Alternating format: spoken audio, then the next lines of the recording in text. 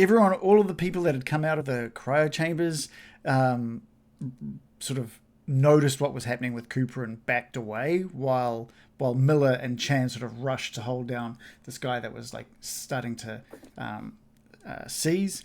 And then obviously this thing pushed its way out from inside of this scientist's head, squirting blood everywhere, and causing panic in this cryo chamber. And I think tonight things are going to getting dicey.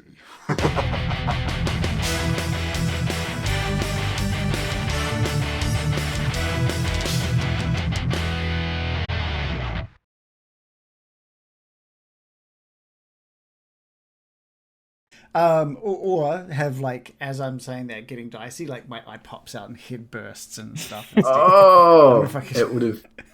The surgery would be well worthwhile. And then it's the little thing crawling out of my head that says getting dicey. Oh, perfect. Yeah, that would actually, honestly, if we end up doing an Alien like full-on campaign, I'll 100% have to make that, I think.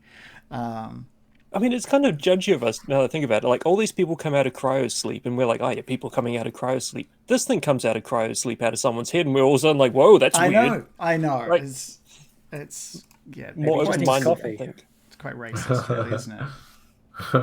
Speciesist. Yeah. Let's turn off Jolene. Actually, we can just keep Jolene's thing on. It's just an empty spot that says Rye now, so that's fine. Is the sound working? Do we have? Oh yeah, we've got some sounds in there. Pretty quiet ambience there.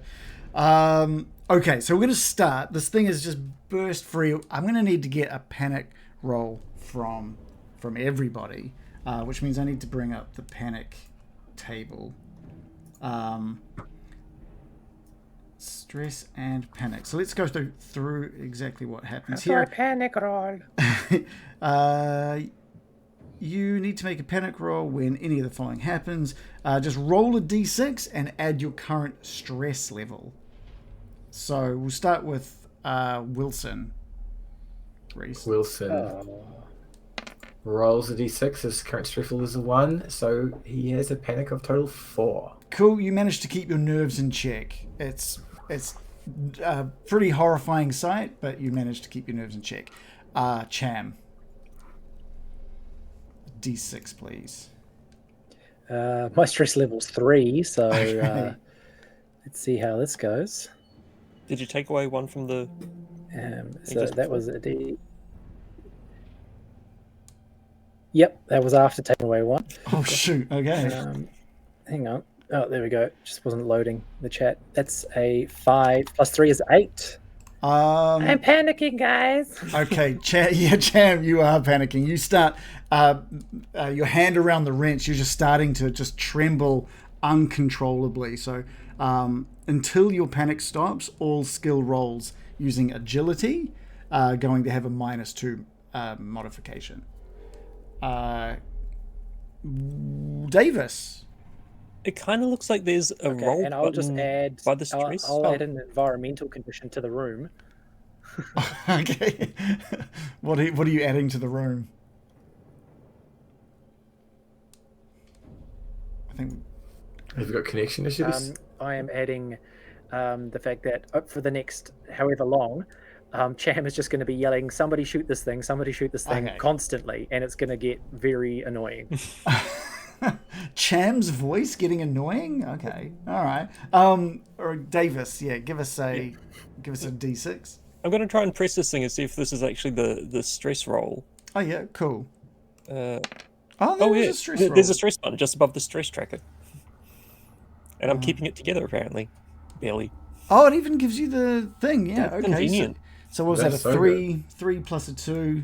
Yep, you're also, just like Wilson, keeping it together. It's probably just the fact that you've got a little bit of distance on this as well. Rye is going to roll. She's rolled a 5 with her. I'll take one of those stress off, actually, because I didn't do that yet. So let's take a look at this, which changes it. Oh, no, it's still 7. Nervous twitch. Your stress level and the stress level of all friendly PCs in short range of you increases by 1, which is, I guess, why that. So everybody in this room needs to increase their stress level by 1. Oh, good. Whoa, is 7 worse than an 8? I'm freaking out. But they're just. It's not specifically. It depends sometimes. And then of course, so Vanessa needs to get her stress level raised. She's going to roll as well, holding Cooper down. She's rolled a total of 6. 3 plus 3. She is also managing to keep it together. Okay. All right. So that's the stress and panic side of things. Cham was the only one that is going to continue panicking until either 1 turn passes, so that's 5-10 minutes. He is put into a broken state, which means reduced to 0 hit points, or another character comes to your aid and makes a command roll, and this counts as a slow action in combat, which we will get into now. Actually, so we all got our cards for initiative last week. I also gave initiative cards to all of the NPCs in the room, as well as the thing that burst from Cooper's head. So we've all been put onto the turn order, starting with Johns, the officer in command of the Cronus. He's backing up. He's still sort of, I wouldn't say he's freaking out, but he doesn't want anything to do with that side of the room, and he's stammering. He's like he wants to give some sort of order to his the other crew of the Cronus, but he can't get anything out. And he's just going to spend his turn sort of backing away. It is next on the turn order is Kayla Rye, which is Jolene's character. Let me just bring up some details here for Rye. So let's break down combat, I guess. With combat, there is you get kind of 2 actions. You get a fast action and a slow action. It's kind of like an action and a bonus action, right? So where you're from D&D, where action would be your slow action, a bonus action would be a fast action. Also, reactions, which can be taken outside of your turn in the same way D&D, it uses up your fast action. So if you use up your fast action before it gets to your turn, then you'll have no fast action on your turn. I have, in the journal part of Roll20, I've kind of given you all access to a thing called Actions and Initiative, and that kind of breaks down in a little table format what might be classified as a slow action, what might be classified as a fast action. So slow actions are things like crawling if you're prone, close combat attacks, shooting a gun, throwing a weapon, reloading your firearm if you're out of bullets, applying first aid to people, anything that sounds like it might take a bit of time, basically like 5 seconds. And then you've got your fast actions, which is like your movement, you're running, getting up from prone, drawing a weapon, blocking an attack, which can be taken outside of your turn. So if something attacks you, you can use your reaction or your fast action to block. I think now Jolene did give me some information that she would want Rye to basically run forward and try and grab Cham and pull Cham away from this creature in front of him. Yay! Which will definitely be I'd say there's probably both. There's fast, which would be to grab Cham, and then there's the move Cham, which will be using up both of her actions. Fast to grab, slow to move him out of the way. So as long as Cham is okay being pulled away from this body, like not trying to struggle against it or anything. Yeah, he can sense. Okay. Next up in the turn order is one of the Marines that had her name and rank on the side of her cryo sleep chamber. She is all of the people in their cryo sleep. They're in cryo sleep like clothing. It's more like underwear than clothing. And she has her right arm is fully metal. It's a replacement arm. And she instantly moves into action. Despite it's still cold in here. It's still quite misty as the frost is dissipating. And while some of the crew members are shivering in the cold, she has steely demeanor, and she just moves quickly to a locker that has her name over it, opens it up, and pulls out a shotgun that she had stored within. That's going to be her turn, though. The movement, the drawing of the weapon. Miller. Okay. Vanessa Miller just sees Cham disappear from her side as the blood has exploded and this little creature is emerging from the head of the body in front of her. And she uses her fast action to draw her weapon from her side, which was... let's bring that up over here. Which was her service pistol that she's had her hand close to throughout the majority of making her way through the Cronus. And she staggers back and fires. So let's take a look at combat now. We're gonna fires a Cham. No, not a Cham. I think we'll keep it firing at that little creature. I reckon. What's this? Ranged combat 94. 'Cause she wouldn't be able to do that up close. She's going to dart back and fire. Actually, I probably don't have time. If she's done her fast action of drawing a weapon, she probably can't do a movement. So she's going to fire from up close, which is she's within engaged range, which is a -3 to the roll. So let's roll that. Like a bow with disadvantage in D&D. Yeah, pretty much. Okay. Okay, well this isn't great. She fires the gun, and it soars, just ricochets into the wall of the cryo chamber that we're all standing in. Unfortunately, she also failed her stress die, which means another roll from the panic table. I like this. It makes sense. Yeah, like, yeah. The mechanic is actually, you're like, oh, you'll absolutely panic firing at short range. Oh, okay. It's all just a bit too much, and she, as the bullet hits the wall, the sound of it, and the sound of the gun going off, she just freaks out. The gun just clatters down onto the ground. Your stress level increases by 1. Of course it does. You might need that. Okay. She's not going to push because the gun is now has just clattered to the ground. In fact, it's landed just right between, on the lap of the dead scientist. It's just dropped down out of her hands and into the lap of the scientist. Clayton, who was the company agent that Wilson kind of almost helped out of the cryo chamber, was more interested in basically, well, I can't remember, just proving his rank, I think.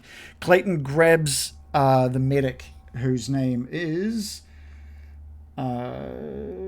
Flynn, and proceeds to just leave the room. She was the one that originally shouted, shoot that, kill it!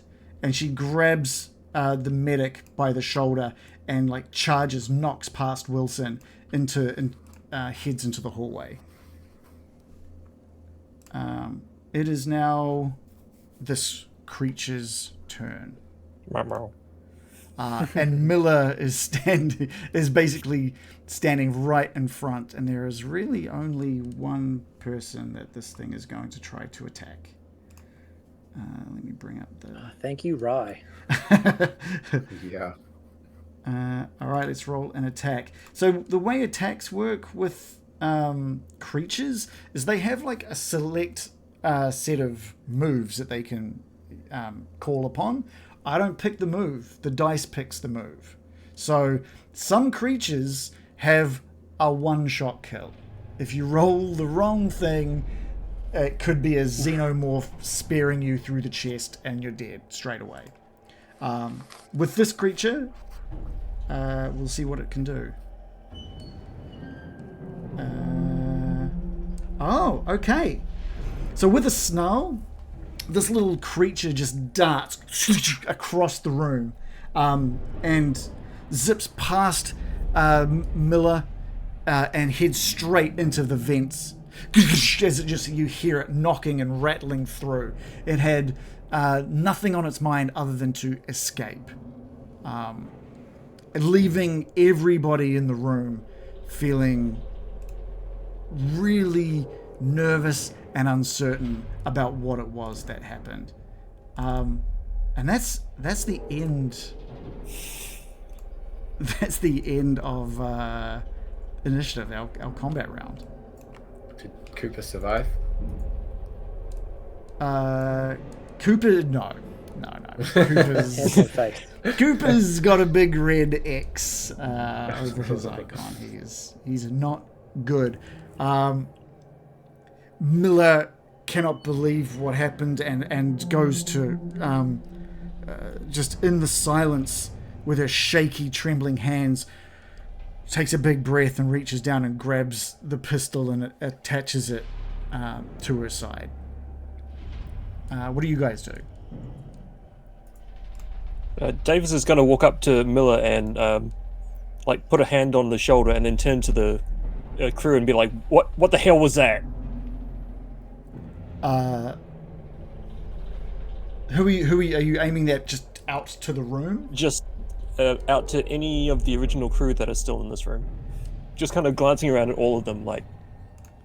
Yeah, there's like a silence in the room as if they don't really want to answer. And the Colonial Marine, Valerie Reed, sort of steps forward with the shotgun. She's standing there in her cryo chamber sleep gear. No goosebumps, nothing. She doesn't seem to be noticing this cold at all.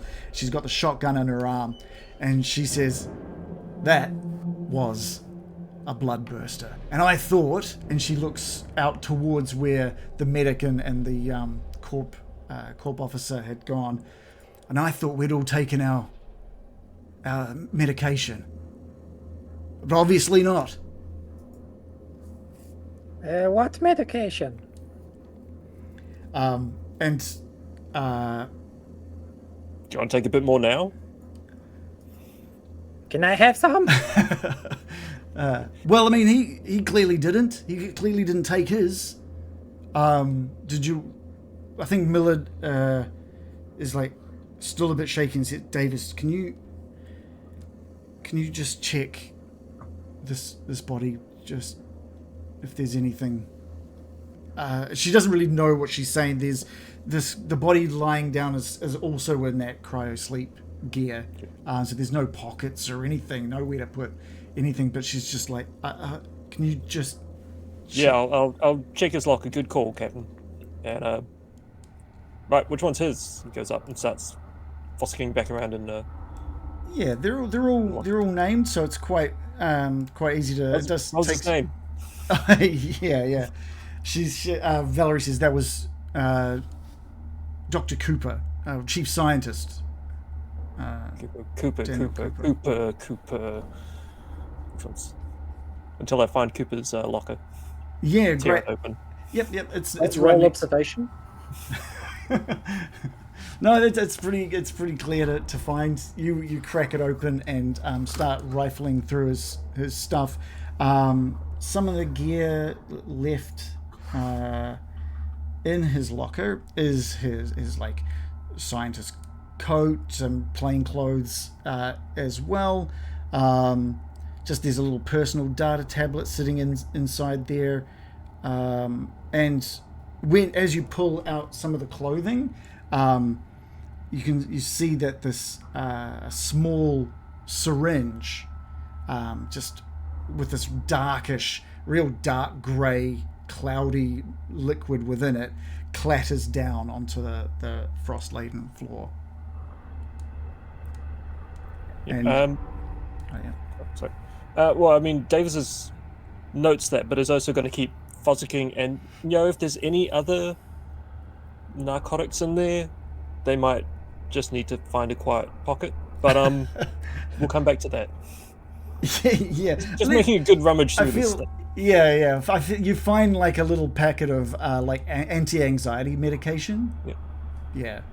So just like it's palmed as she's shuffling things, and then spins around, and that goes in a pocket as she reaches down for the other thing. Yeah. Is this the medicine? God damn it!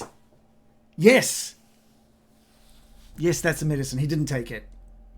But we haven't taken any medicine either. Well, and she sort of looks across all of you. Well, as long as your helmets are on, you're probably pretty safe. Does it look like Cham's helmet is on? No. No, it doesn't. Yeah. I mean, we've all taken it. Okay, there are risks involved, but you saw what happened if you don't take it, right? So, okay, well maybe have you come across anybody else on the ship other than us? I mean, it doesn't seem like there's. I mean, just the body. Like Cooper. Yeah. Oh, they long head. Oh, they long arms and they no head. The what? That's where we pick this up, holding up the shotgun. And yeah, you've clearly got like one of their dated 70-year-old shotguns that they're now noticing you're holding. Where'd you find that? On whoever was out there, just taking a sit down, clearing their head. All over the walls. And what was it about arms? They were long and spooky. And she looks over towards the officer in command, and he just shakes his head. And really sheepishly says, well, that's a possibility of the cure. Unfortunately. Oh, so he was the healthy one. That's this fantastic. It was not meant to. I think by the time this is all happening, the medic manages to walk back in, has sort of pushed off this corporate woman, and she's like calling behind him about wanting to keep him safe. It's super important. But he comes back into the room and sees the syringe in Davis's hand. And he's like, you haven't told them anything, have you? You haven't told them we've got to keep this quiet. What have you told them? And it's like, David, they've seen it. They've seen what happens. Can't exactly keep that quiet. They told us all of your secrets. All of them. I think Rye is ready to get out of here. Cham's panicking like more than anyone. So really, like, yeah, Cham's keen to yeet as well. Well, what does Cham think about this this medication, this cure? Yeah, well, his eyes keep darting to it. Like, he wants to grab it because he knows, like, his helmet's off. He's been told if you have your helmet off, you're at risk. But he doesn't want to, like, not be a team player. Like, he doesn't want it to show that he's just gonna. He's itching to snatch it. Okay. He just wants to grab it and go, but he won't, because that'll be breaking decorum too much. Yeah. So he's gonna try and keep in the back of his head that, like, he'll look for the next opportunity to sort of grab it in a non-violent, non-confrontational way. Okay. The other thing that I had forgotten to do, which we haven't rolled for yet, is just some air supply rolls.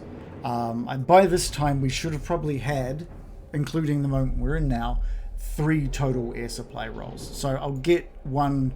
Cham, obviously your helmet's already off. You're welcome to put, I don't know if Cham would want to slam his head back in the helmet in the hopes to stop whatever they're talking about.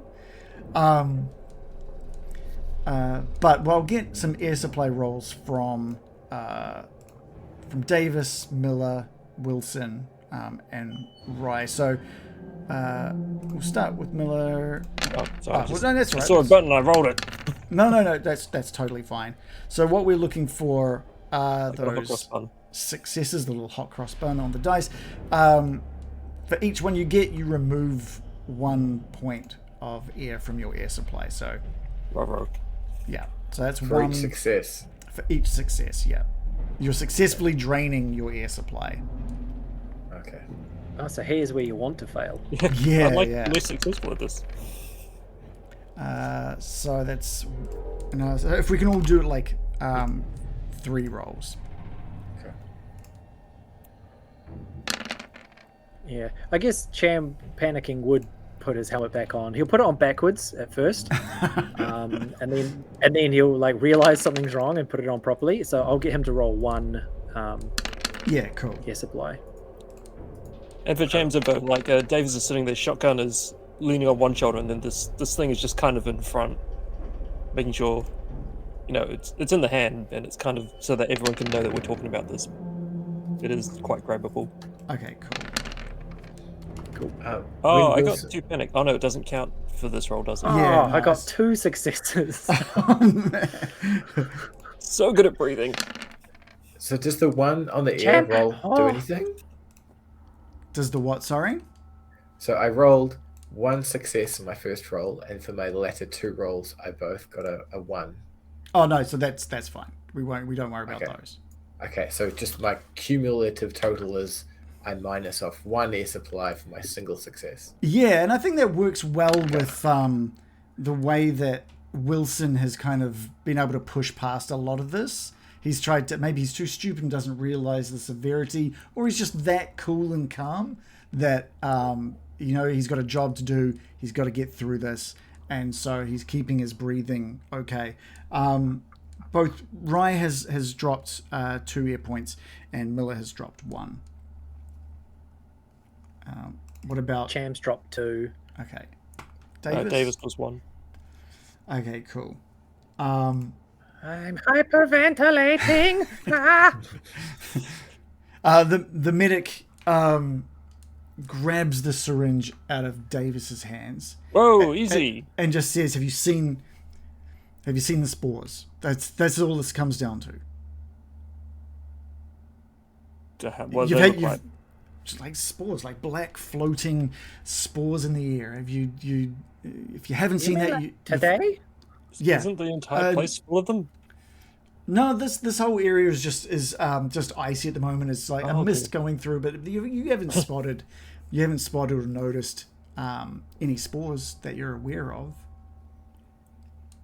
Hey, this drug of yours, is it one that you have to take and then it works later, or can you jab it at the last minute?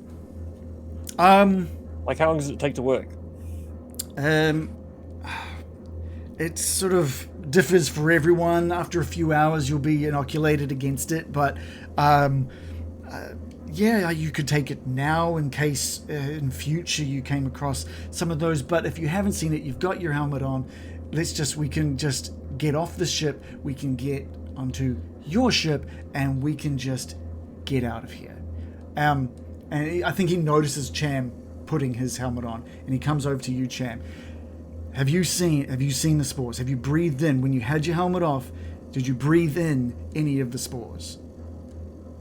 I look to my allies because Cham doesn't know. This has been a dark place. He hasn't seen the quality of the air other than the sort of icy mist. So, I've seen the ice. And breathe the ice. Yeah, Miller just gives like a shrug. Wilson will pop up. It'll be fine. There is a small percentage of accidents in cryosleep. It's about 1%. It'll be fine. And Wilson will make his way up to have a chat to the other corporate person in the hallway. Okay, she's freaking out at the moment, and you she seems to be focused on following the medic. She's calling out to the medic as well, like Flint, we've got to get you somewhere secure. We need to get you out of here now. And she's sitting there shivering as well. And she's only just sort of like realized the shock is wearing off from whatever just happened, and she's starting to pick up on how cold it is. It's getting warmer, but it's still pretty cold. And in the other room, the medic Flynn is just walking over to his locker, opens it up. There's a little medical kit that he places the syringe into and closes it over. He seems to be sure, look, if you haven't breathed it in, you're all fine. You got nothing to worry about, but it's here. It's here if we need it. Wilson, what are you doing with Clayton, the corporate agent? So Wilson's remembered his corporate training on stress at the workplace. And while everyone else is freaking out, he's managed to control his breathing a little bit. And he's just tried to puff up his chest a bit and remember the pretty important order that he got. And he's pretty confident his order priority is going to be higher than this other corporate agent who's just woken up. Okay. Hey, I can see that corporate uniform. It's an earlier model. That's which is hilarious because she's standing there in just like cryo sleep, like undergarments. Yeah.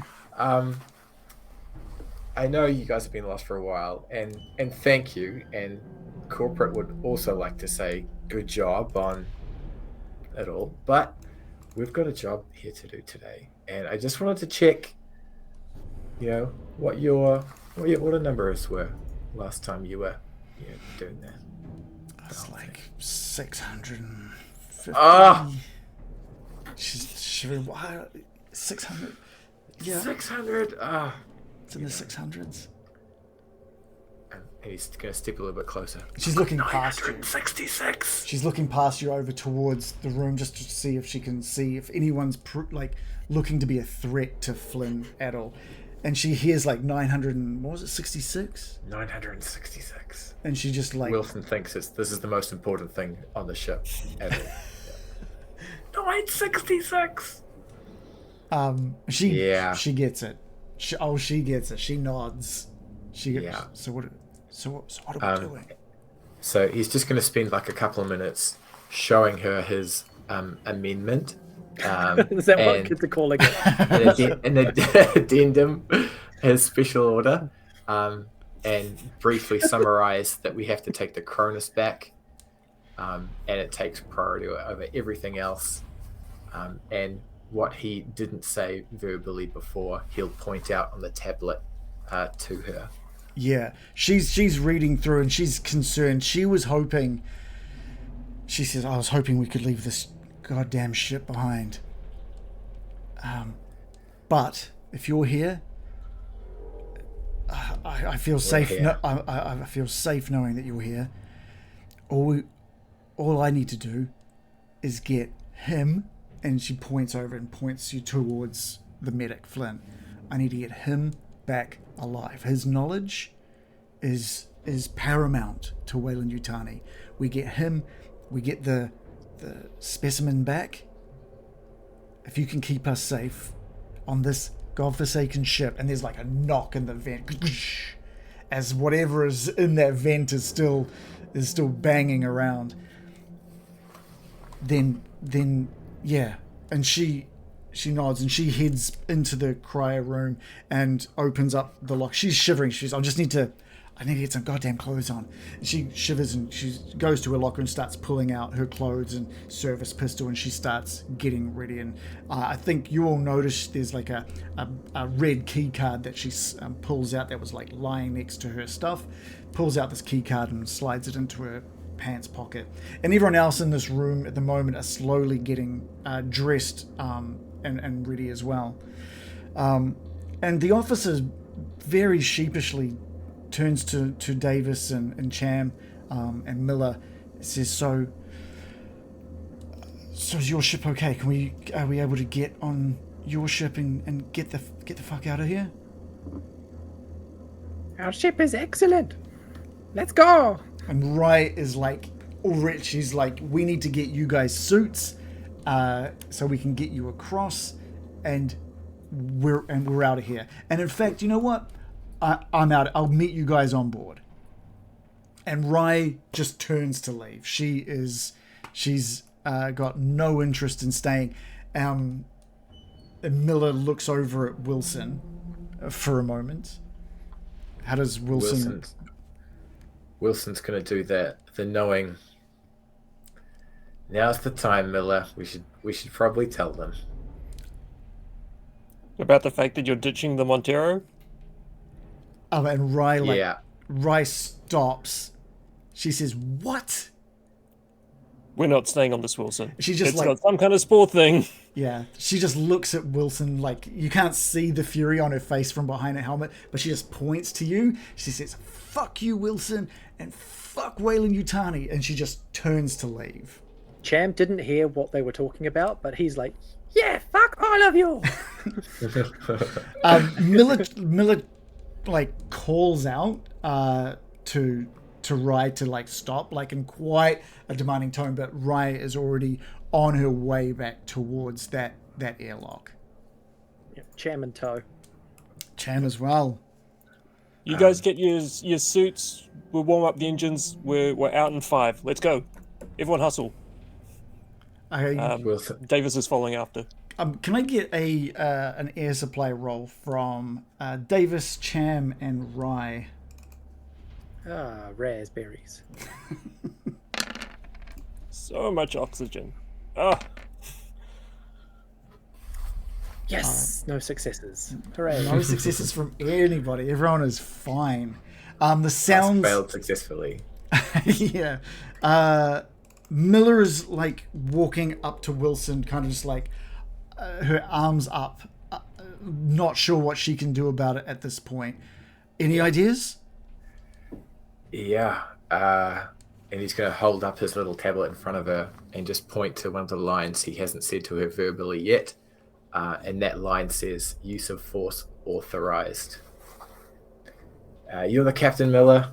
You know, you said you had a plan for how we're going to deal with this, so I'm interested to see how you deal with it. Oh, man. She looks at you like you can't see, but she's not happy, but she understands. She's a company girl. She knows what she has to do, and she grabs the pistol at her side and starts running after the others. So we'll get a air supply roll from her as well. And Davis, who's a bit further on, can't see any of this happening, is actually just over the comms going to be like, "Yo, Miller, we're going to need you on the bridge." That cuts through her. Like she like hopes that Davis isn't the one that she catches up to. And Davis, Ryan Davis, get to the airlock junction first. And just as they're about to like start beeping in like the code, the button presses needed to depressurize this room. I guess they're just waiting for Cham to catch up. And just before Cham enters the room, the comm unit on inside your helmet, both for you, Rye, Cham, Miller, and Wilson, it crackles into life with a burst of static. And it's Mother contacting you all directly from the Montero. As displacement drive malfunction, she drones. Cascade failure imminent. Fission reactor overload in T-10 minutes. And all you can think of when she says this is all of that incredibly explosive gas sitting on board the Montero right this moment, waiting to turn into helium-3. I'm going to need stress levels for all players, because even though Wilson was planning on leaving the ship, the Montero exploding while still connected to the Cronus. He'll be able to get that 2 and 2. Yeah. So we're just going to get a stress level raise for everyone here. Miller is starting to feel very, very stressed out. She's So one stress, but not a panic roll. No panic roll, just extra stress. Definitely stress. Davis is trying to run through her head of like, oh, how long would it take to get to the reactor, and like, what would we need to do to try and override this? Do we actually can we stop this in 10 minutes? Because honestly, her mind was as soon as the 4 crew members, Wilson, were on board or like through the thing, she was just going to kill the umbilical. And, yeah. That's quarantine in procedures, or can be explained that way. I guess Rye just looks towards Davis. She says, "I can maybe like deactivate the the destruction of the ship. Surely it can be stopped." How long can we do it in 10? Like beep beep beep beep. We need to get across there now. But yeah, Miller.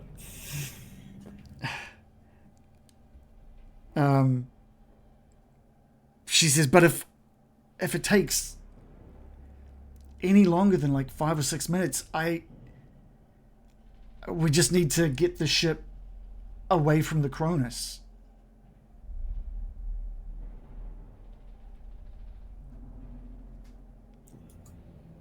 Sounds good.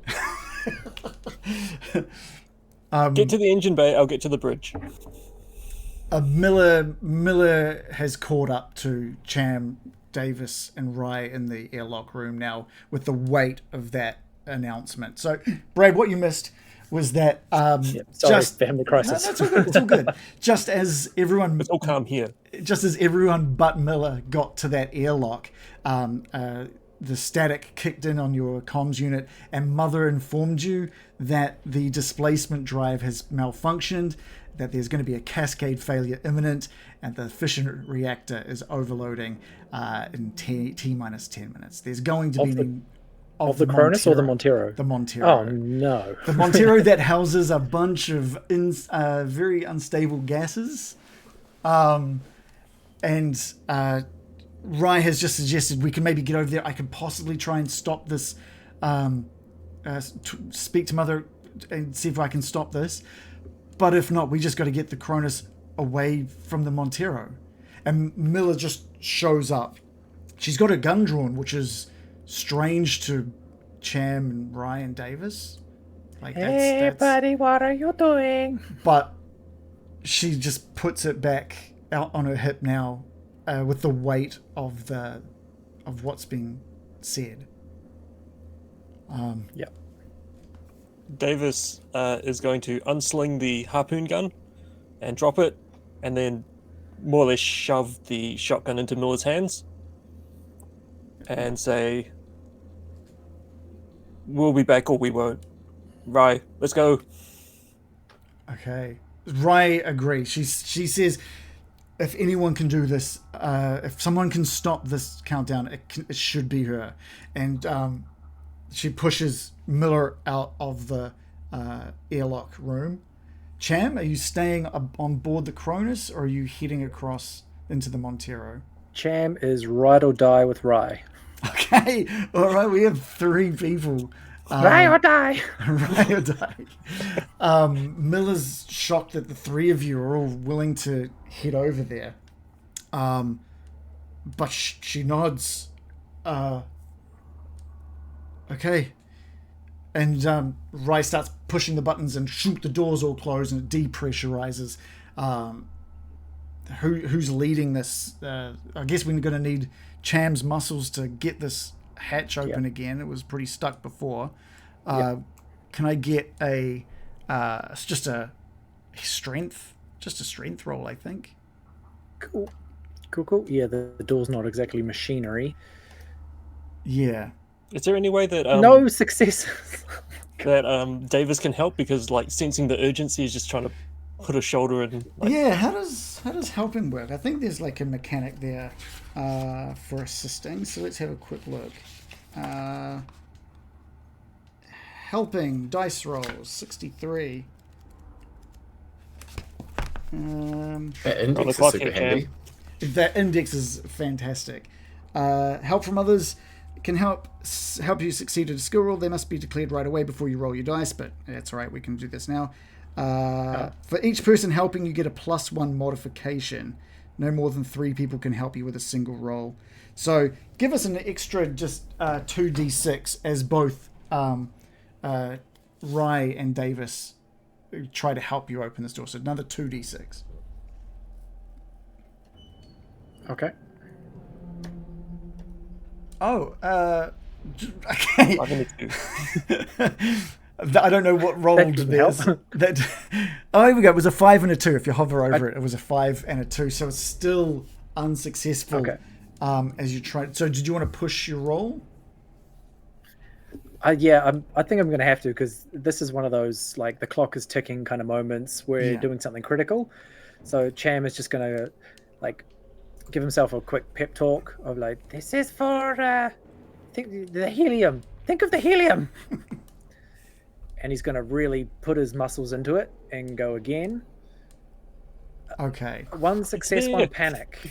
So unfortunately, the success doesn't count, just the panic. So I'm going to need a roll from the panic table, please. Ah, you butt. So that is a just a d6 plus your stress. Or click on the button. Oh yeah, you can just hit the button. Yep. It's one of those die or die moments. 11. Wowza.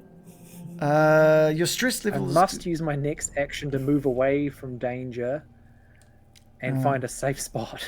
There is no moving away from this danger.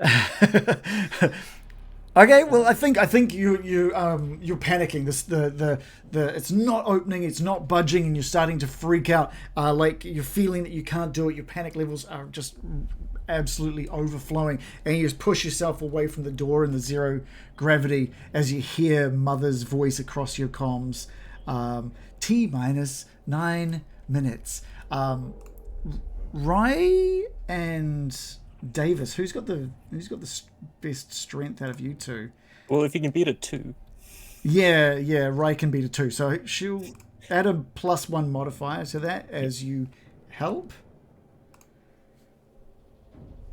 God damn it, Cham. Oh, Whoa. okay, this is... Oh, wait, my stress has gone up from that last one as well, hasn't it? So, I'm just reading through Cham's stress. Yeah, my one, when I sought cover, my stress level actually goes down by 1, but everyone around me goes up. Okay, so hers... All right, Because hers I just went basically up. have a mini freak out. It sounds like we're having a big old group freak out here in the junction. Okay, she manages to keep it together despite that, and she is going to push. Oh no, she can't push because she panicked. It's gonna be she like remembers the cutter at her side, and she's just like, you know what, fuck it, this door's coming off, and she decides to use this cutting torch to just like bust through the lock. I Yep, hope. it swings back. No. So Wow. the fact is 3 panic. So what does the 3 panic mean? Because you had 3 panic last time. It just means that any panic just means it's a panic roll. So the more it's not the worse, it's just the higher chance of fail. So, but she is going to roll again from the stress, and she is just flipped into. okay. This is like that countdown. It's like T-8 minutes is just like ringing out through that comms and the static. Both Cham I think has come back into a normal way of thinking, and Rye has just dropped this torch cutter just by freaking out. Davis. Yeah, Davis is going to Cham is banging his helmet. Okay. Davis is going to snatch up this torch cutter, because actually this does seem like the quickest way of doing it. That's a heavy machinery, isn't it? Yes. Yeah. Let's see what happens. It's It's my specialty. Miller is outside just hearing like knocking and banging from within. Oh, Davis, beautiful. And not only Look at did you that. just beat it with one, but you beat it with three. So you can pocket something, or you can just know that on the next heavy machinery roll, it's an instant success. Yep. Or tie it I'm to gonna- this airlock. And any time this airlock needs to be open or closed, it's just done. Yeah, I'm gonna probably pocket a heavy machinery success. Okay, cool. Do you want to describe the airlock opening? Yeah, so it's like, oh, fuck's sake, grabs the thing, like, kind of kicks Rye to one side, like into the corner with Cham. Fires up the cutter and cuts through, and then there's that moment where, as much as you're weightless, all of a sudden you're part of that vastness of space, even though you're in the umbilical. But hearing this countdown and like running through the internals in her head, just instantly grabs the edge of this hole and just like launches herself as fast as she can through. Yeah. She knows she's on the clock, and unfortunately knows that everyone else that could help stop the explosion can't now. Like, Back. you still just lost it. Yeah, back on board the Montero, people are uncertain. They're freaking out. They're like, they don't know the functionality of this ship means that there's no accessing the parts that could help them in any meaningful way, and there's mayhem and like some of them are just quietly waiting for this inevitable explosion. While Miller thinks about that for a moment, hears a knocking within the vents and is worried for like what it means for this creature still being on the loose. What's Wilson doing? In the Cronus. Sorry, in the Cronus. Sorry. Cronus. Wilson feels a little bit detached from the reality around him. He's like, this is going to be a weird day, but soon enough we'll be back in my office. He kind of sees this happening to people around him, but not really impacting him yet. He's going to spend a bit of time talking to the other company person and see if he can ascertain a bit more detail about the Cronus's current state. Okay. I assume that you'd be talking to like the officer in charge who explains to you like he wasn't the officer going into cryosleep, but with the state of the crew, I guess that's his role now. He was second in charge originally. And so what sort of like he says you don't need to know the ins and outs of what we were doing and where we were doing it. And he's really not focused on the idea of even living past the next few moments. So he's being very vague with a lot of his information.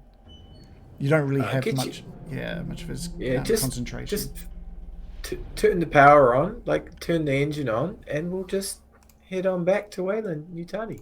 Let's do it. You know this ship better than me. All right, we're going to cut back on board the Montero now. We have all three of them racing to the bridge now, and Rye.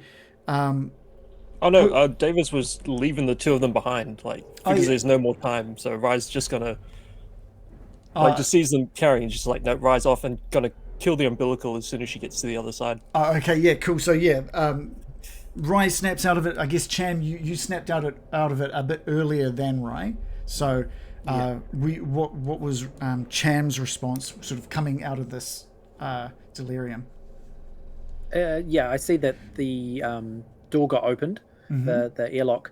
So I'm like, that's the mission. Like, let's plow through. Yeah. You go to sort of launch yourself through the umbilical, and you notice Rye is still sort of a little dazed, just floating in 0G aboard the Montero's airlock room, before you see her sort of like shake slowly, look around, see you moving through the passageway, and takes off after you, just pushes off. And she is scrabbling up the walls. T-minus 7 minutes coming through the headset. Come on, buddy! Cham pops out into the Montero's airlock and followed closely behind by Rye. Davis jumping to action to shut everything down? Oh no, Davis is running up to the bridge. Yeah. Seeing the two engineers out of action, it's like, well, the only other thing is to move this thing. Cool. So she's just firing up the engine. Okay, cool. You're sitting there flicking switches, pushing buttons and dials, and you see Rye coming in, and you hear like the thud of a helmet on the ground behind you, and she just opens up the doors and heads into the mother room, and she sits down. I'm just gonna get a Comtech roll from Kayla. She just sits down at the terminal and starts typing frantically. She's got a lot of stress dice. Let's see. Oh, That's so many dice. all right.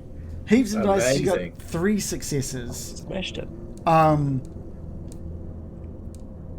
Let's have a look here. Nice. The Montero's fine and the Cronus blows up. Yeah, it's the opposite.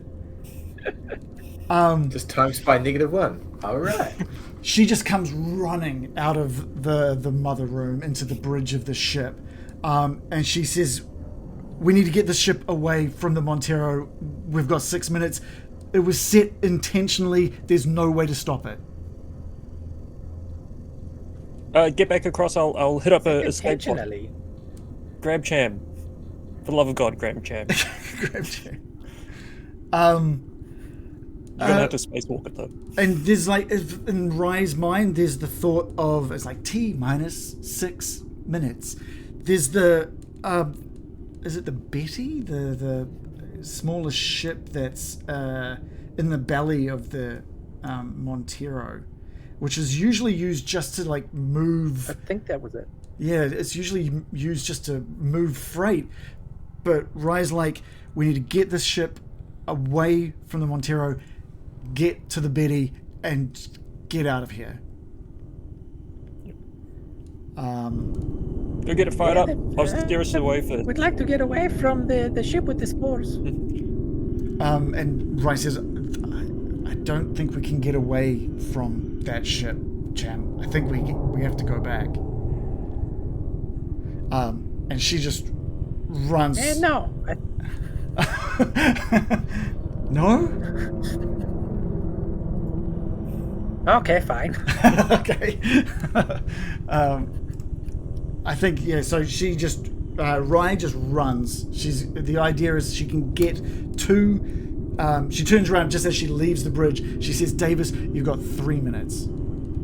Yeah, I'm right behind you.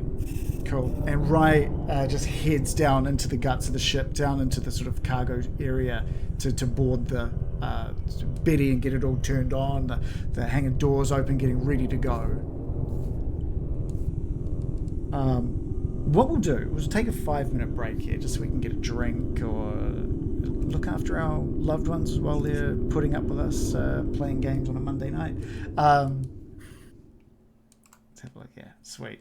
So stop the sounds. Everything's very tense aboard the the Cronus and the Montero at the moment. Yeah, I want to get a good snapshot at the tension rising of the people who are on board the Cronus right now, wondering how successful the Montero people are being. Yeah. We'll definitely come back to them very, very shortly. Yeah, that's cool.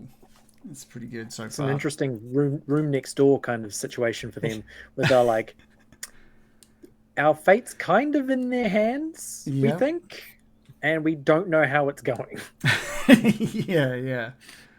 I think Cup of tea, anyone? I think Wilson and Miller probably be the only ones that are like hearing whatever comms are happening, and they're probably only hearing like half of the comms now that Rye's helmet has just been sort of like tossed to the ground. They're just hearing a really poorly translated Anime. commentary from Cham, or put like a paraphrasing, like, yes, you're doing the thing now with the, oh, that's okay, the decision, you make the decision to do the stuff next to the, Yeah. oh, the third one, no, not the third one, the fourth one, yes, okay, that's good, question mark, I don't really know. So you're hearing just nothing useful. At all. Yeah. You're like, what's he talking about? He just likes talking to himself. It's not even talking to anyone. He's just literally just talking to himself, shaking in the corner. Davis was regretting. It's like, I may die, and this is what I go out to. Hearing Cham. Lost in love and I don't know much. Thinking about how we fell out of touch. I'd buy that album. We should probably mention that we do have 2 copies of the Alien RPG starter kit or starter set to give away. We already gave one away to a viewer last week. A viewer, Squished. Everyone knows Squished. Squished got a copy of the starter set, and then out of the generosity of Free League Publishing, they gifted him so much more. So I'm not saying that everybody who wins a copy of the starter set will also get so much more, but they're, I'm not going to say they're not. I don't know. They're that good of people. So I can tell you where Squished lives as well. If you want to just go get his. If you just you can all I think that works as well. Yeah, we'll just make the address available on our Discord, which mini game within the giveaway. In fact, how you win is if you can go and get his, and the address will be on the Discord. We've got 2 copies. One will be given away to a YouTube subscriber. So if you're subscribed to our YouTube, leave a like and a comment on any of our Alien RPG videos, and that will put you in the draw to win a copy. Otherwise, be one of our Patreons. Be a Patreon supporter. And in a couple of weeks, we'll give away a link now in the chat. There'll be a link at some point for... Well, no, there won't be a link. There's a link now. There will be a giveaway at some point, and if you're a Patreon supporter, once we wrap up the Alien RPG sort of story that we're doing, then you could get a chance to win. Oh, just got a message from Jolene. In the Discord. Oh, yeah. Yeah, jump on. If you're on, just jump into VDO. Will that mess up the stream configurations or anything? Not even a little. We're all good. We got Mr. Future. He logs in, and then all of a sudden it's like, all right, so the explosion engulfs your character. Yeah. You're here to describe yourself burning in helium gas. I love the T- pressure, man. That's so good. I forgot. Not that you can hear this, unfortunately, Reece, but I did have this set up as well. Warning: displacement drive malfunction. Cascade failure imminent. Fission reactor overload in T-minus 10 minutes. So that was kind of what you... Reece, you don't nod like you heard That's it. deeply unpleasant. I saw that eyebrow movement. I'm like, I see what you're doing. So that was kind of just what you were hearing constantly, but we'll maybe once Jolene jumps in, we can trigger that again, so she can get a feeling for the tenseness happening. Also, look at how many stress dice her character now has. yeah. Don't worry about that. Some things have happened. It's a great mechanic, I reckon, to build into the game, that your characters aren't just balling it through anything and everything. That it's sort of a tangible output to the horror that's going to happen. Because that's one thing in my experience that doesn't really get explored very much in role playing, is like no matter how bad things get, people's like their characters, there's no mechanic for like their characters losing morale. It's always just like, I'm still gonna keep waving my sword the same as I did before the horrible thing happened. Like, you should be losing your mind a little bit. You're down to 1 hit point, and the dragon is still right there. Surely that's disconcerting at the very least. Like, The hit points in this game is significantly low too, right? Oh yeah, I've got a total health of 2. yeah. And so let's say someone strikes you or attacks you or whatever. They'll roll their damage, right? And then you roll armor first. So you'll have like probably, I think in your suit you'll have an armor of 2. You roll that. You have to get successes on those dice to take damage off the attack. So not just having that armor doesn't really mean anything. You have to also roll successes. Yeah. Yeah. Yeah, and also for some attacks, it won't matter. It will just insta-kill you. So there's also that. Just as a hypothetical, because I haven't got the spacesuit written down on my character sheet. Oh, yeah. Do you think it would have enough armor to, if I rolled well, stop me from dying when the explosion goes off and the entire ship gets nuked? No, I don't know if I don't know It's like straight sixes. I don't no. How many? I don't think you'd need like a mech suit. I think you might need Or a fridge in Indiana Jones. yeah. A fridge and plot armor. Roll 60 d6s and they land vertically on top of each other. Yeah. Each with a 6. Then yes. Yes, the D66 with 11 D6s this time. Let's go. Yeah. I'm just going to reduce the power supply for the cutting torch a little bit as well because that got used how many times? Twice? Just twice. So yeah. So twice on the way out, once on the way in, maybe? Yeah, that's right. So I'm just going to do one more power roll there. Just so that actually makes sense. Hey, Jolene. Is it Jolene? Hello. It's been pretty quiet here tonight. Safe back on planet Earth? Yeah, having drinks at the bar. Fantastic. There we go. We've got you. How much of this have you been listening to? Oh, I was the creepy person on the back of the bus watching a Twitch stream, so I Spread the word. I caught was it fleeing down the umbilical, totally trying to open the door. Yeah. Throwing up, vomiting, just shitting your pants. Oh no, in a helmet. Yeah. Oh. There's a mess in everyone's suits right now. All right. Nice. Well, if you're back, it might be a good time to jump back in. Before Cornfield snow globe. Before we do continue, we've come to the end of Act 1. Just so you're aware. Okay. So the end that's of the good. act. So there's like 3 acts across this. Getting back onto maybe anywhere from head exploding and creature coming out through to where you are now. Act 1 could kind of wrap up. It was just kind of like wherever you feel it's good. So what we do for in between acts is we take a little look at. I take a little look at the personal agendas you guys have had, and I have to decide whether or not you've played those well enough to get a story point. I think I have. Do I have all of them here, just so we don't have to worry about figuring out? Actually, I do have. Them. I've got them in a download pack. All right, let me bring it up. So this, I don't know, I don't want to go like radio silence while we do this, but Nothing like getting story points T-6 before my character explodes. Hey, it may actually come in handy. Let's have a quick. Where are the characters? Story point is that fridge. Yeah.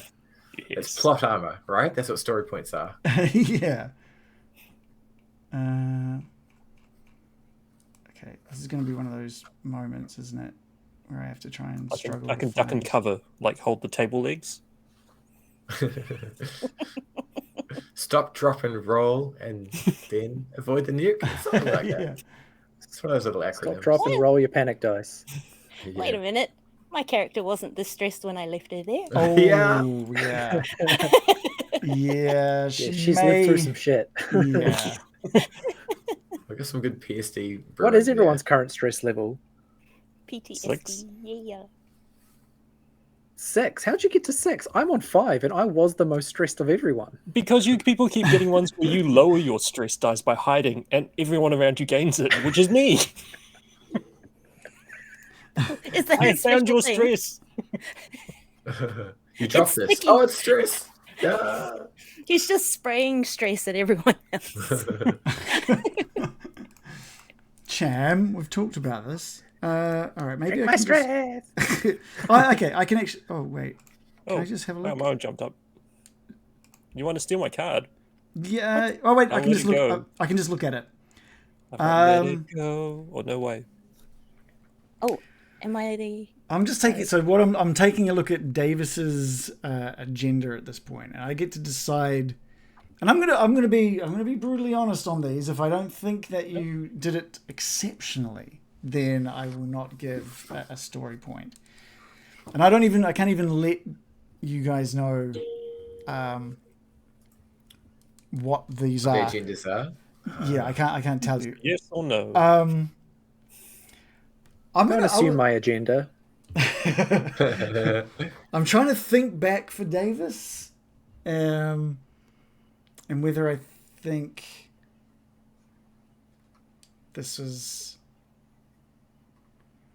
The results have come back. I'm That was a lie. I'll give my thoughts. I'm gonna say no on this one. But if you think I'm not remembering You are not the something, father. message me something that you think is like why you deserve that story point. If you do think you deserve it. Okay, I'm gonna move over to Wilson. I think. Can I? Oh, I have to steal the card. Go for it. Did it pop up something on your side? You clicked on the int, like the initiative. Oh, whoops. Okay, well that's. I don't need that Your one. initiative. I'll steal these two. Yeah. There you go. You should have them now. Oh wait. I didn't. I don't know where it's gone now. It's gone from my hand now. Yeah, you should have not made it go from your hand. Oh my gosh. So sorry, are we supposed to be looking at these? No, you don't have to. I'm basically just in judgment mode now. Oh, Oh judging. man, I don't know where your card has gone.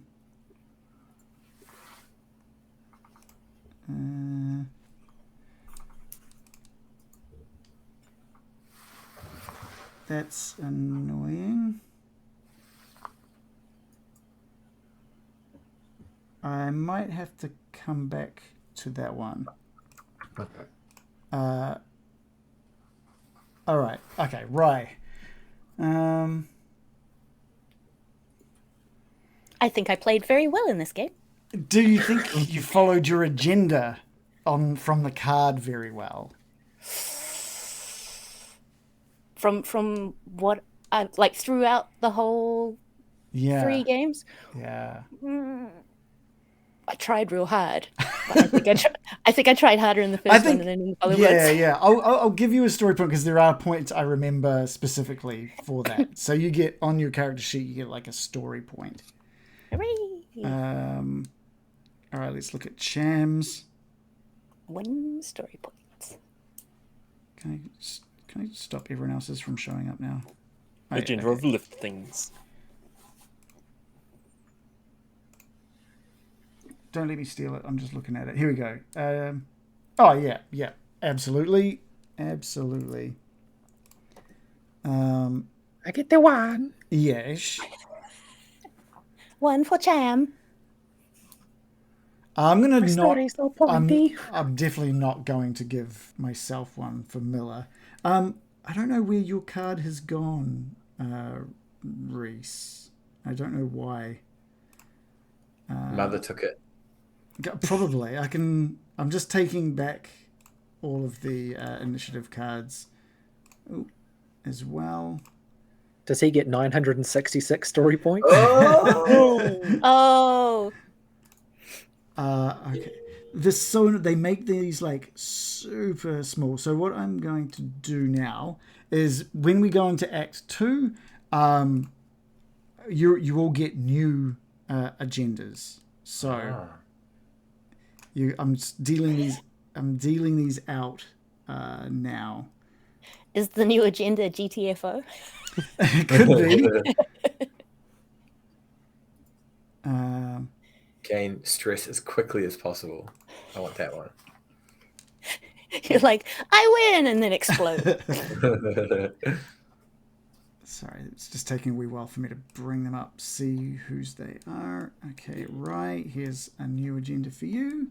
That does make sense. Is that Cham? I think this is Cham. Yep, that's Cham. Let's give that one over to you, Brad. Right. That's X3. You guys don't even understand how tiny the font is that I'm having to look at here. Why the font so small? Yeah, why so small? And now I'm just having a quick look for, here we go, Wilson's agenda for Act 1. Wilson. No.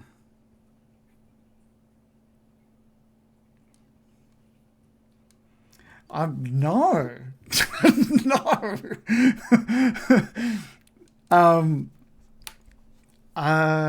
Oh wait, actually, sorry. No. I will give you that. I will give you that one. I read it in a different way, but I think you did do that. That negative one. It happened. So does everyone have their new agenda? Mm-hmm. Cool. I've got mine, and I love it. Okay. Take a moment to look over it. Give us a thumbs up once you've read it and understood it. Hang on. Okay. No hurry. Cham's new secret agenda is put a bullet in everyone's head. Super secret. I actually don't know how to do the one I got for Miller. I think it's very... Tell us? Oh, no. No. Do we release them after all of the acts are complete? Or we never release them? How does that work? As a wrap-up show. Oh, actually, okay. I think I might know how to do something for that one. Okay, cool.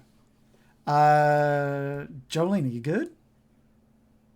Yes. Okay, all right. Let's head into Act 2. Rye and Cham, you've both... actually, Cham, were you following Rye down to this... the Betty or whatever it was called? Yeah. I'm hot on her heels, just in case she needs a hand with anything to do with the Betty. Okay, cool. So Rye, you basically just before you, Jolene, jumped back in, Rye was heading quickly down to the Betty the Daisy. Sorry, the Daisy. Daisy. Which is down in the sort of the cargo. Oh no! The cargo hold. Sorry. I just really realized Daisy, on a bicycle made for right. 2. Two. It's me and you. Sorry. There's no time for singing. Let's go. We'll jump back down to the Montero for a moment. The Cronus. I get these two ships for some reason mixed up. Back down to the Cronus for a moment. Wilson is standing there with Miller and the crew of the Cronus. And again, it's very quiet, quite sullen as well. They're listening out for anything. Miller is hearing a lot of struggle over the comms. There's not much going back and forth on the comms, other than the mother's voice slowly counting down. The last was T-7. There hasn't been the telltale sounds of like the detaching of a passageway yet, and that's concerning her somewhat. What's Wilson doing? Wilson's got complete faith in the company, and he's like, yeah, the crew's going to do it. It's all going to be fine. But he's kind of spending most of his thought power in the conversation with the other corporate person. And he's like, do you mind if I just have a look at your order again for a second? And just going to move off into one of the cryo rooms, just so it's just the two corpos. Okay, yeah. I think she hands over, like, she's got a personal device which sort of lays out a lot of information in regards to what the Cronus was up to. So you're going to get some information that I think no one else would have. I wonder if I can give that. It's a D6. That's weird, but thanks. There's a very specific. I wonder if I can just give you this. Okay, I'm gonna make this available to you, Wilson. So it should be in your journal. It's called the situation. Scroll down to the bit. This is kind of like a trust system here. Just read the bit under what the hell happened to the Cronus. That's it. Don't go into the subcategories underneath it. Just that one headline and 2 paragraphs. Just read that, and I trust that. And so, this is what is basically written. The summary of what's written on Clayton's personal device. Gotcha. We're back with Davis in the bridge of the Montero now. So Davis is, as I say, getting all the engines fired up. Kind of hoped that the umbilical cord would have been retracted, but actually looking on that side cam seats, it's not. That's pity, but honestly, need to get this done. So I was going to fire up the engine and try and angle it so that we can get away. Joy of space. Once we get a bit of momentum going, I can duck out. Okay. Yeah. What we'll do here is give us a piloting roll. Oh, it's a good thing I'm not full of stress. By the way, each act you can interact with your personal item to reduce your stress by 1. You can do that. You can do that. It's a new once per act. Nah, it's more fun to be stressless. Yeah. All right, piloting. Let's go. Champ's just going to be fiddling with his rosary while he is just walking behind Rye, just muttering to himself a made-up prayer, because he doesn't actually understand any of it. But he's like, "Oh, the lady with the hat. Oh, lady with the hat, you are a powerful lady." Thank you, but we got to get down to the Daisy. So yeah, reduce your stress by 1. Meanwhile, on the bridge, Davis is in the zone. Do you want to describe what happens with the engines, the passageway? It's up to you whether you find a way within all of this to retract it, or if it snaps. Like you decide. You tell me what happens. But you succeeded on this roll with so Davis. 14. Davis is in the zone. You hired Davis as the pilot because Davis is a goddamn good pilot. And so she is like, no time for worrying about pulling that off. It's going to come away anyway. And we've got spacesuits last time I checked. Hoping that Rise is inside the Daisy already. So whipping it round, firing up the engines. Fucking let's go. T-minus 5 minutes just rings out in your comms. It's taken you a couple of minutes just to get this all sorted. And you're seeing now that the Cronus is what happened with that passageway? Sorry, did you leave part of it still attached? Oh yeah, like the Montero just starts turning and it pulls and strains and tears. The first thing that is like buckles right in the middle before like tearing, almost like paper, just with the amount of forces being put onto it. And it knocks and moves the Cronus into a little bit of a spin as well as you do so. On board the Cronus, no one really notices except for some loud knocks and bangs, and like Miller is uncertain what that was. It didn't sound good, but it wasn't an explosion, and that's the main thing. And out the window, There's lots of all that the stars groaning, are spinning. like steel grating sound. Yeah. I think there's like vibrations through the hull that people can hear of like that scraping and breaking. But you've found yourself now on a trajectory away from the Cronus. With a roll like that, you're good. 14 dice. Ooh, this goes. So as soon as Davis is like, yeah, okay, this is the safest trajectory, so that I'm not going to catch the Cronus in the engines or not, but this is going to be able to get it as far away as possible. Is going to book it for the Daisy via the med lab. Okay. I assume it's in that direction. If it's too out of the way, no. But No, it's a little out of the way. Like there's two ways down to the cargo area. The first is kind of directly out of the bridge, right? The little area that I'm pinging there. If you want to get to the med lab to the other way down, you're welcome to give it a go. It is going to take you longer. You're gonna spend more time. how long? Does Davis think that there's enough time to get from the bridge to the Daisy with time to spare, including clearance out of the ship? Like running the numbers of like if I'm running and then slide down the stairs and like fire up the engines and nothing goes wrong, and assuming the ship is good to go, right?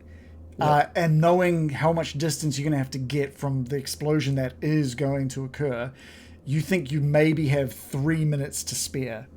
As long as they're ready to go. And normally you'd be piloting, so we don't know how well Cham and Davis are at getting this thing ready to go so it can just get out. So... No, ample. So Okay. this is going to make The a camera really cuts to quick- Rye.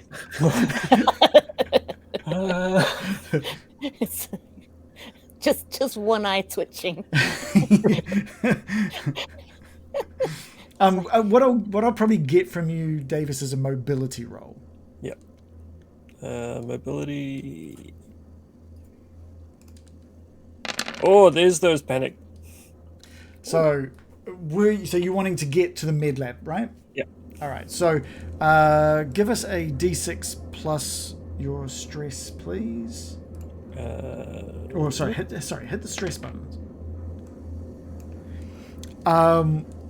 Okay, so you run for the med lab. What are you looking for in the med lab? Just any kind of narcotics, stims, anything.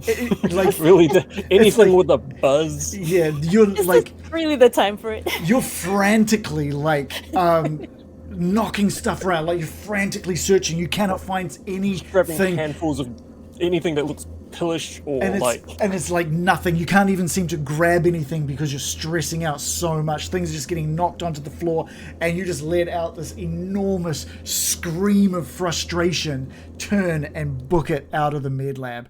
like the other people on the comms are probably hearing like fuck, and thinking that something's going wrong, but no, it's just I can't find any goddamn drugs. So you would say that your scream is being broadcasted across the... Oh yeah, absolutely. She has maybe inadvertently hit the comms, and she's just like F-bombing like Okay. there is no tomorrow, or Well, like you're- there's only 3 minutes until tomorrow. Your stress level goes down by 1, but I'm going to need to make Everyone a is- panic roll from... Damn it, Christian. So how do you guys like it? I didn't do it.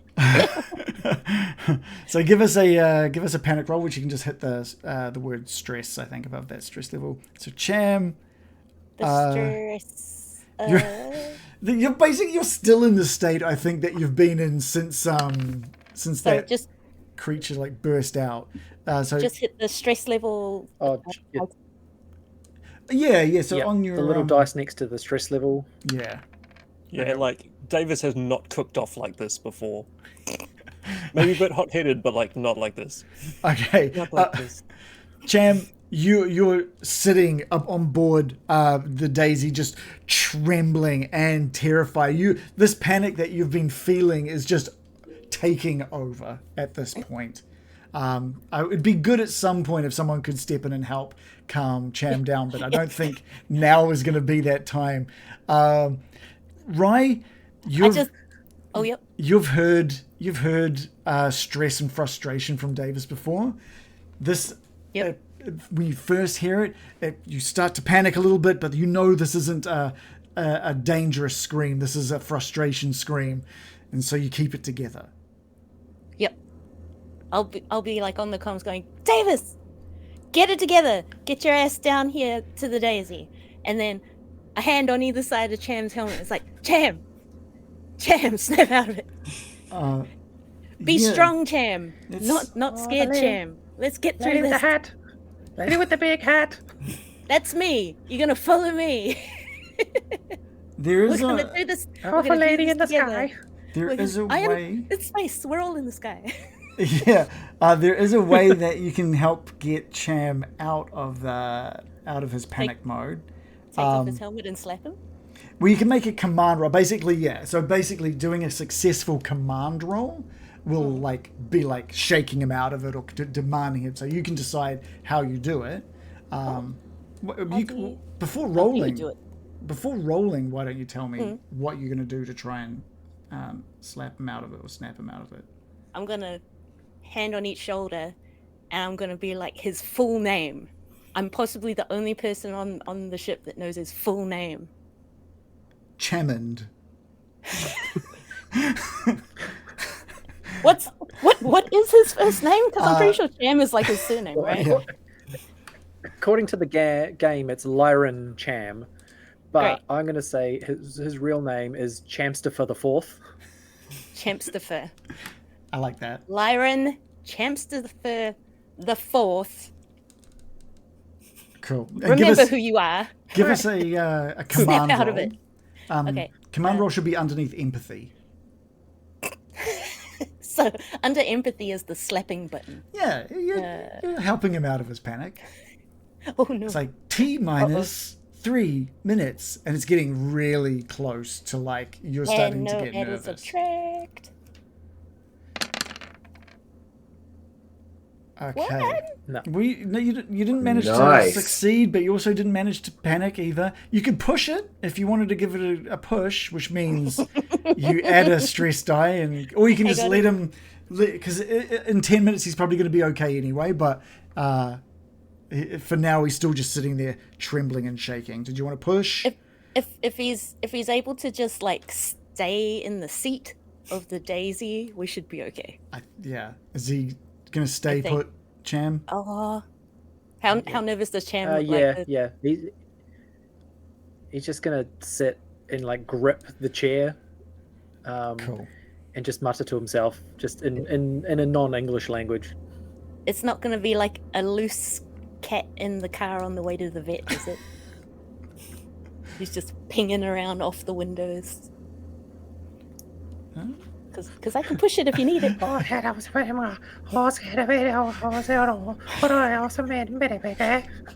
You, Okay. Davis, you as well get that T minus 3 minutes in your comms as you're heading down out of the med lab now, bursting out of the med lab in frustration. Yeah, there's just still the string of obscenities to anyone that hasn't muted Davis. Goddamn stupid ass! You burst into the cargo bay area. You can see the Daisy. It's not even on at this point. What the fuck? Okay.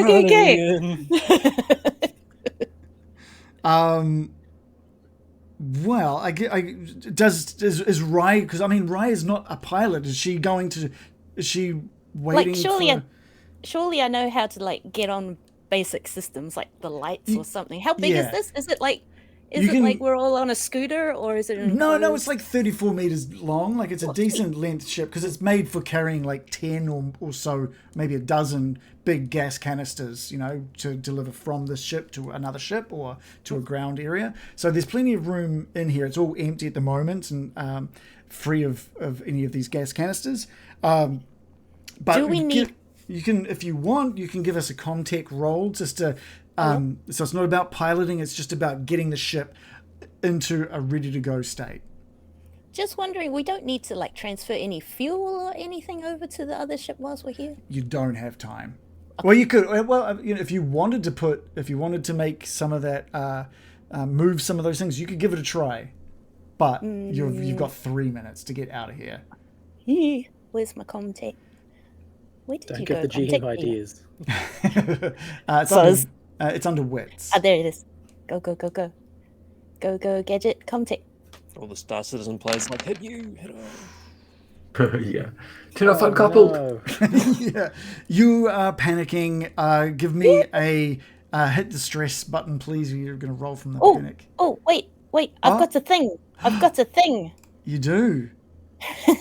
Contact thing, thing. an ability, a talent. So I think it's a thing. do you have a leftover point or a Comtech point, or do you want to use your story point, or have you got something else you can use?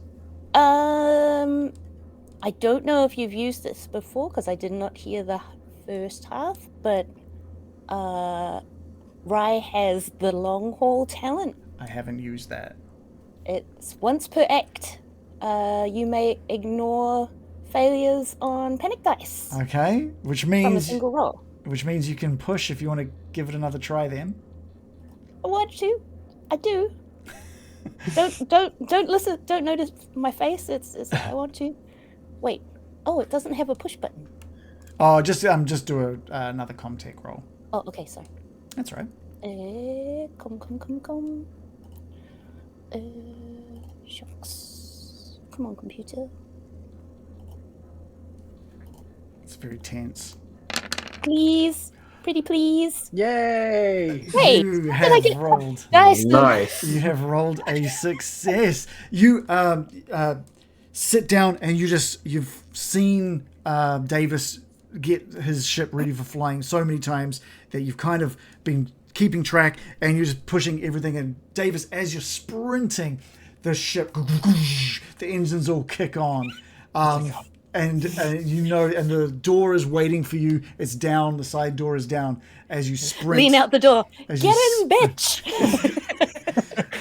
You see Cham gripping his little jump seat as tightly as he can, and head into the bridge of the Daisy.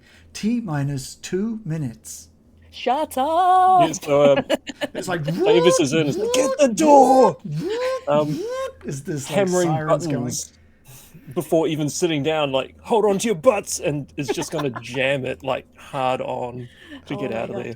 This Have you is- ever seen a Don't say crazy hold on to Ivan? your butts and then jam it and then hard on. Don't Yep. say that combination of words. We might be fucked here. This could be the most stressful role of the game. This could be the role that means that we take over the Cronus crew next session. Give us a piloting role, please, Davis. Don't have it in reverse. Don't have it in reverse. -1. Is there any way Don't that hit the Ryan Chan explode can button. help? Yes. No, you terrible little, Oh, Wait, terrible what? thing. you could, but Oh. it won't help this situation anymore. That Then bug. okay, so that is a roll from the stress table, please. But the I'm a- successes still count? No, they do not. Oh, okay. So whether by stress or confusion or the realization that you're all gonna die, you just like let go of the controls in front Of of life. you. Oh, just starts hammering on just slamming buttons. Like, go, you piece of shit. And your stress level goes up by 1. There is still like a co-pilot seat Cham- next Oh my gosh. Yeah. to Davis, but Davis is not functioning. T-2 minutes. Okay, I jump into the Cham's co-pilot. super. Okay. I don't know how your piloting Joel. is. How, is there an autopilot that will automatically do it for me because we are in space in the future? Okay, well, I will let you choose either piloting or Comtech. Successful piloting means you just grab on to the controls, hold your breath and do the best you can, or Comtech is you spend the last minutes frantically searching for autopilot.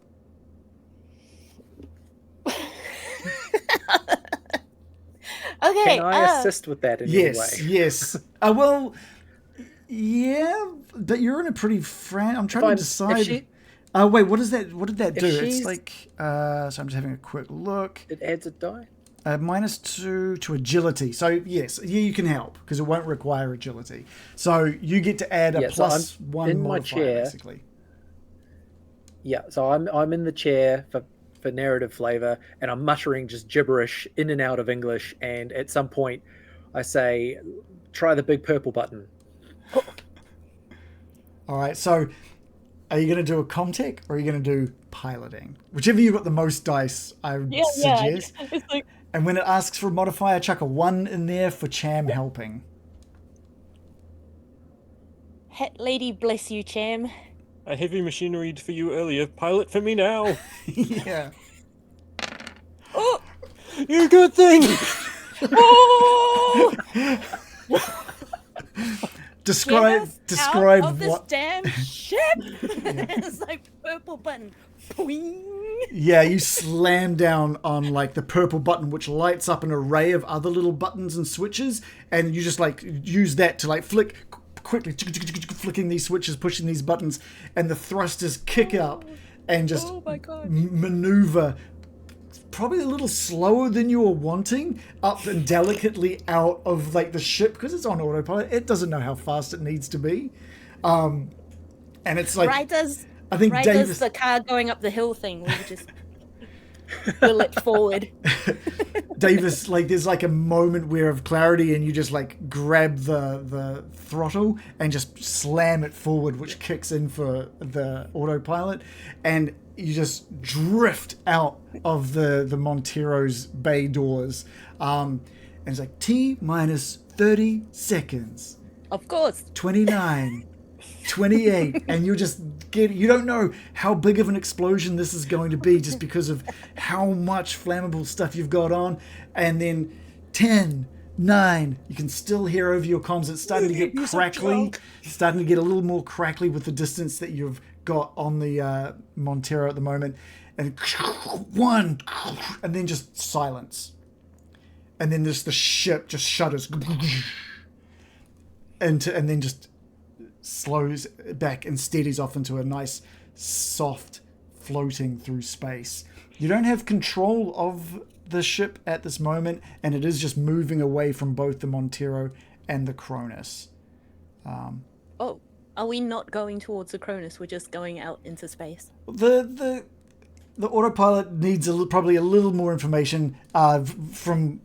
You weren't specifically programming anything other than get this on and let us get out of here.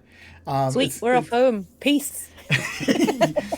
You are just drifting out into space, but it's Davis, you can look around, you can see exactly where the Cronus is now. There is nothing left where the Montero was, where it should have been. Now miles away from anything, and just a small.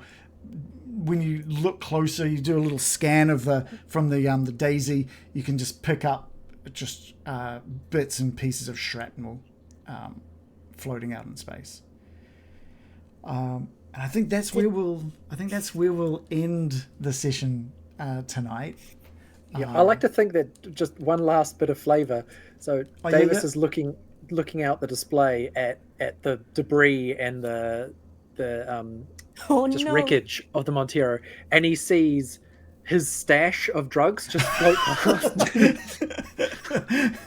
Just dispersing quietly throughout space. Yeah.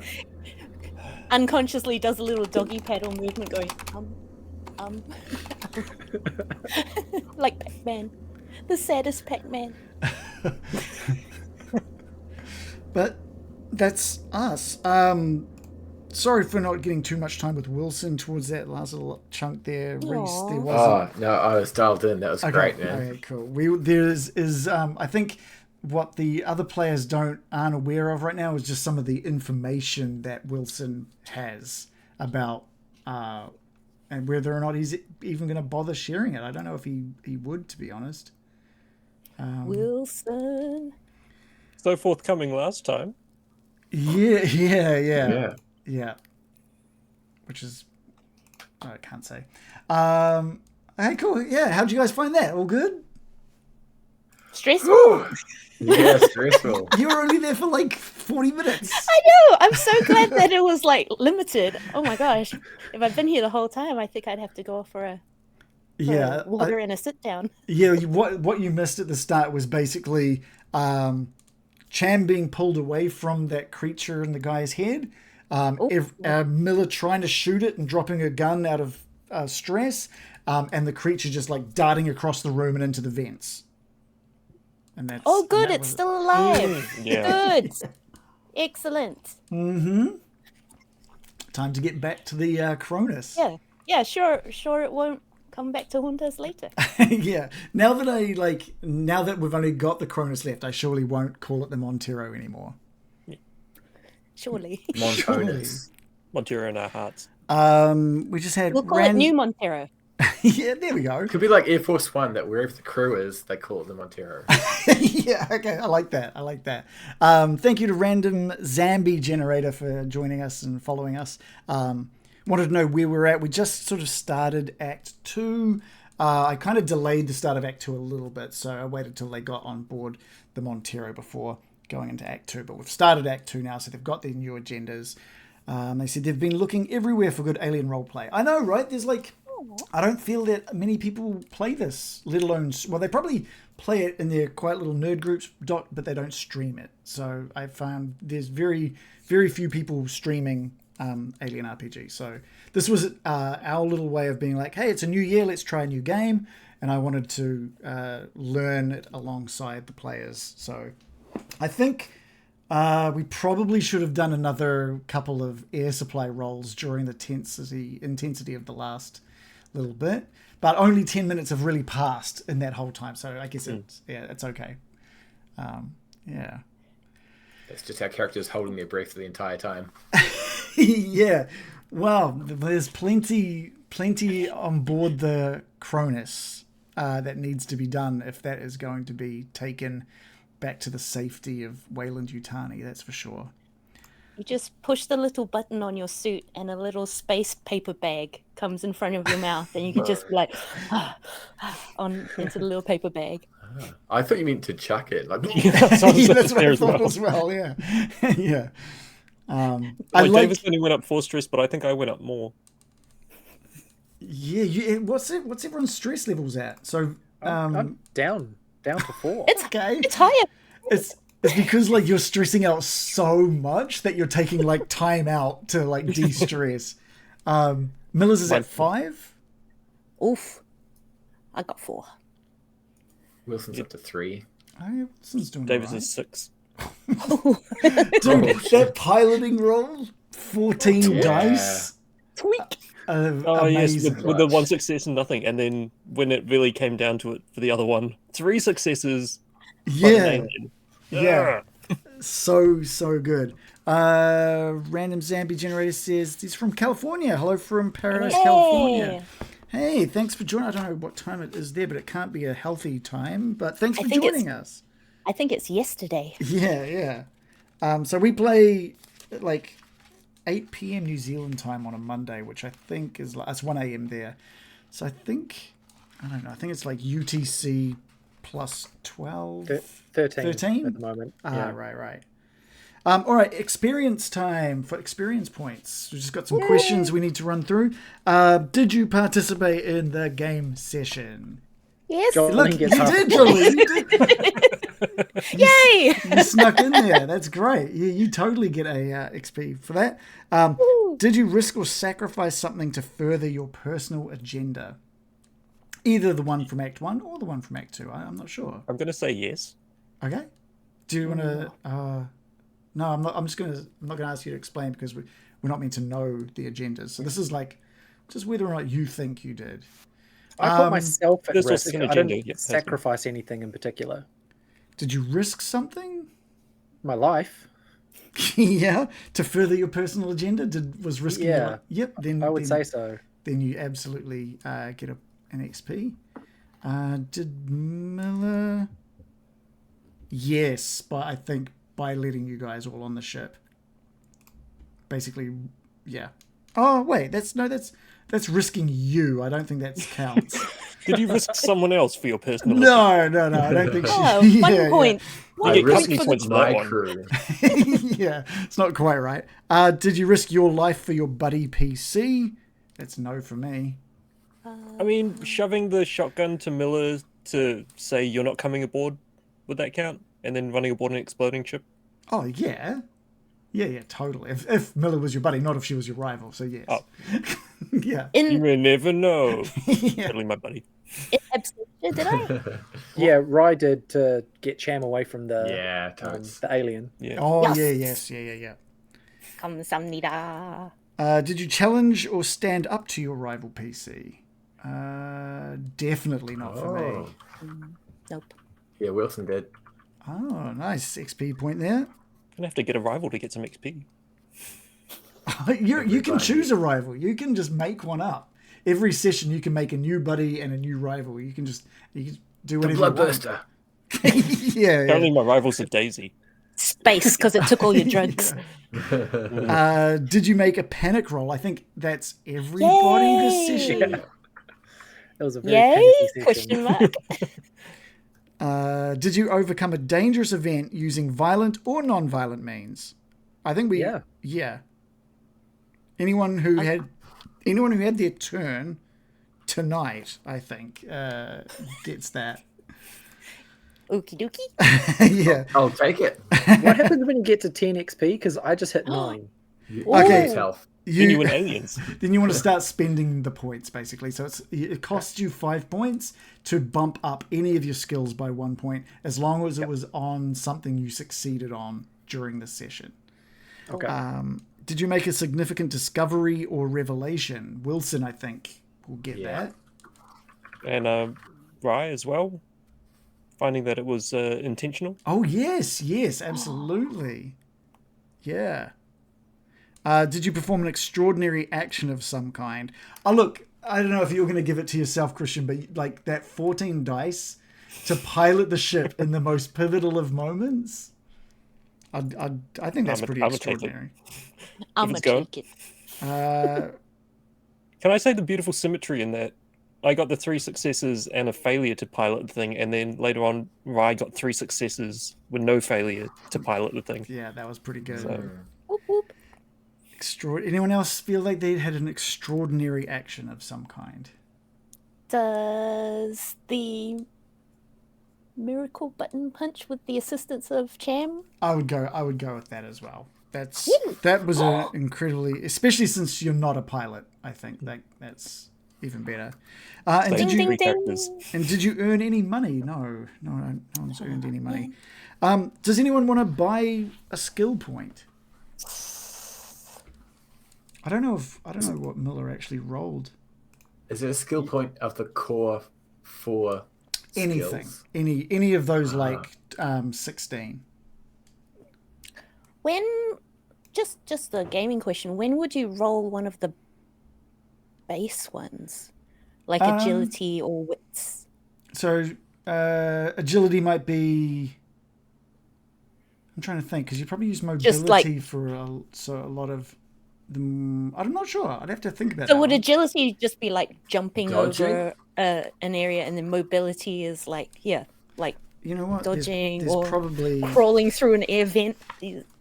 Let's have a look at Break skills. that curse. We're all about learning, not assuming during this.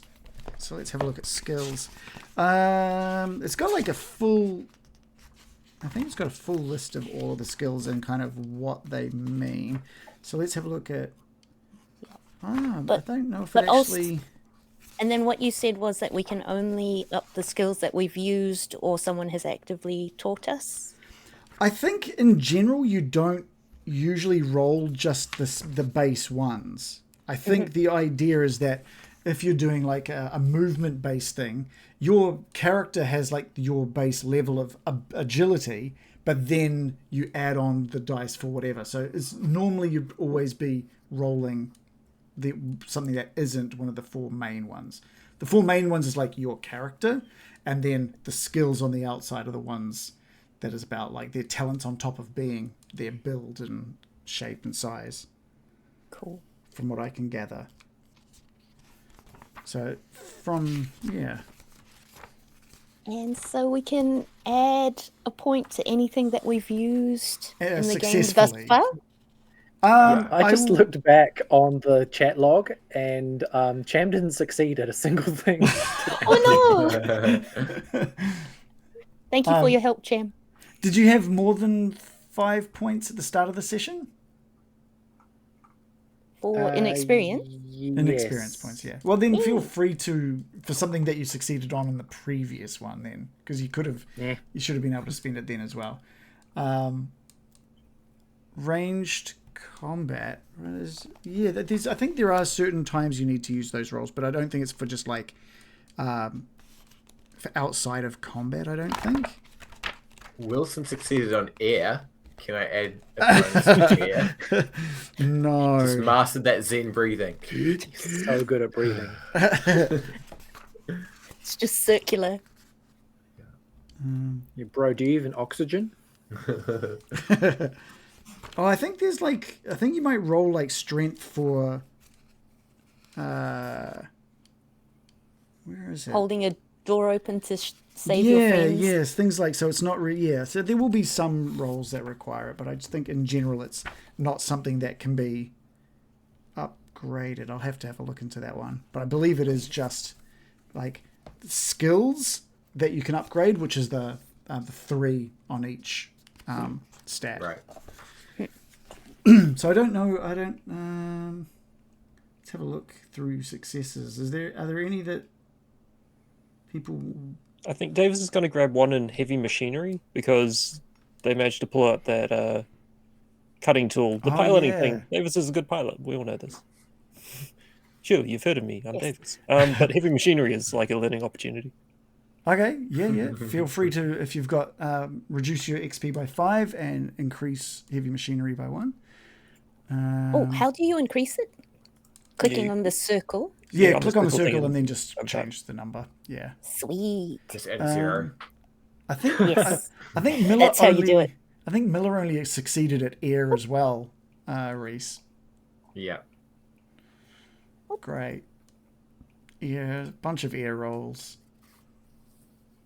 She succeeded on rolling a panic roll. Yeah, I don't think... Increase your stress by 1. yeah. She panics more efficiently. All right, so it seems like it can be quite hard to level up, but you can't have more than 10 experience points. So if you maxed out, you maxed out. Okay. I think we're good. Like, I feel like we've got to level cap. So now if we die, it's like, oh well, it makes that character out. Well, or succeed something to like try specifically to focus on something you want to get better at and make sure you like call to roll, I reckon. Nice. Yeah. That would make a lot more sense. Yeah. But just remember, the more stress dice, the more you can succeed and freak out. I want to see which character gets to be the final girl, Jones the cat character that manages to survive everybody else. I'll be honest, I thought you were all going to die inside Daisy, to be honest. I thought that was going to be the end of it. If you had failed on that Comtech roll to get the autopilot, I think that would have been it, actually. I already gave you probably more chances than I probably should have, but there was time. Time to panic. All right. Come back. Had final words prepared. Didn't need them. Yeah. Third of the shot at. I had that your little death scenario in mind the whole way. I suspected you were working towards it, and I was literally in the back of the bus going yes, and then I was like, oh, okay, no, it's fine. You did miss the part where I, playing as Rye, told Wilson to go fuck himself. Oh no! I'm gonna have to go back and watch that. Yeah. Make a clip of it.